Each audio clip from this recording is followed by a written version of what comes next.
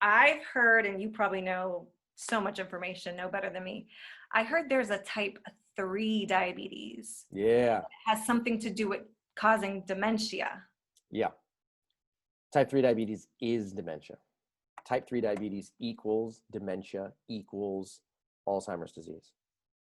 Okay. So the Wow. reason why type 3 diabetes has become a pretty hot topic in today's world is because historically, researchers have thought that Alzheimer's disease and dementia are caused by a plaque inside of your brain.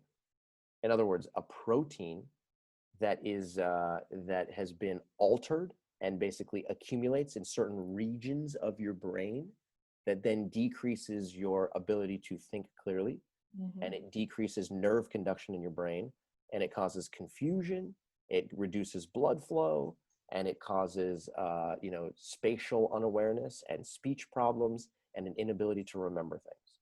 That's Wow. what they've generally considered it to be, right? So what the pharmaceutical industry said was, okay, cool.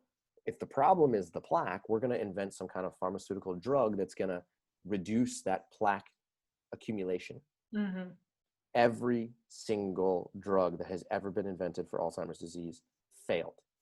Every single one. There is no single drug on the market that is even remotely capable of reducing your risk for the development of dementia and or Alzheimer's, Mm-hmm.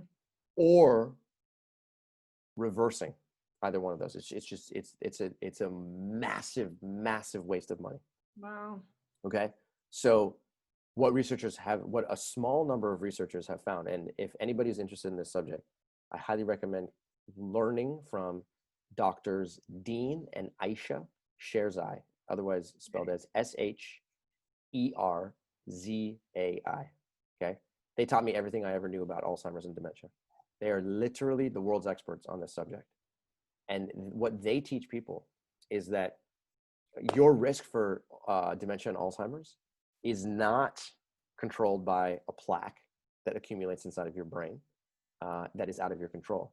Your risk for Alzheimer's and dementia is controlled by predominantly your diet. It's controlled by your lifestyle. Your diet, your exercise patterns, your stress levels, how much alcohol you drink. Okay? If you can control all of those things, then you can dramatically reduce your risk for dementia and Alzheimer's disease, which are both classified as what's called cognitive decline. Okay. And it turns out, here's where the story gets interesting. It turns out, I'm already blown away. Like, this is just like good. I love it. I love it because plant-based nutrition is like the most fascinating subject I've ever learned before. So I'm glad you're into it. The Mastering Diabetes Protocol, low fat, plant-based, whole food nutrition. Okay. Again, plant-based diet, high in whole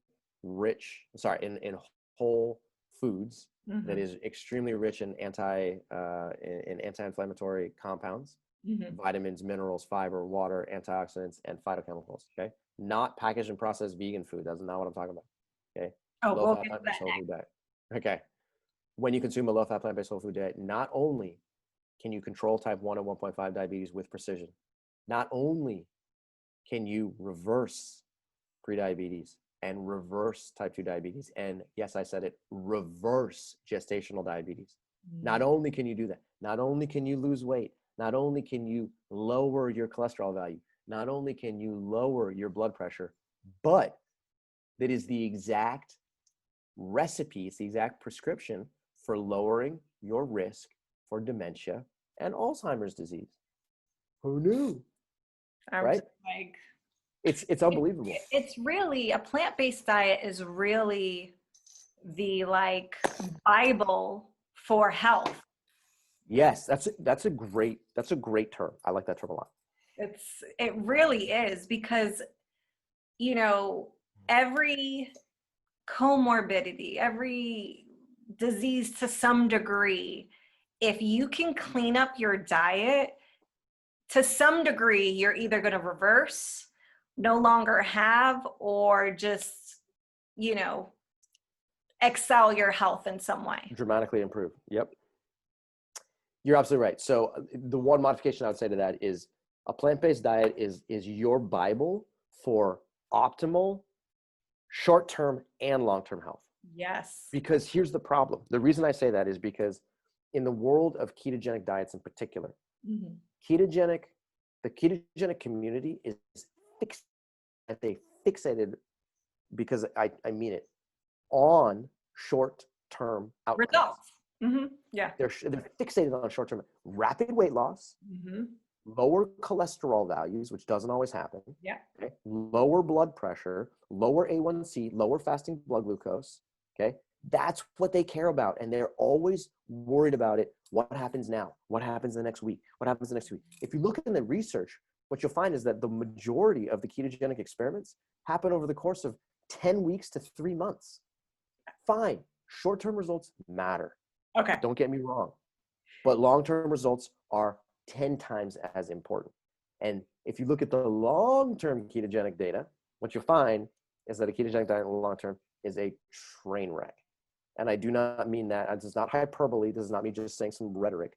It is a train wreck because the long-term ketogenic studies either have a very high dropout rate, Yeah. like 40 to 50% of all people drop out because it is an unsustainable method of eating in the long term, or the studies that investigate diabetes in particular demonstrate that, sure, they can lower insulin use dramatically, but they lower insulin use, but their A1Cs remain elevated and their fasting glucose remains elevated.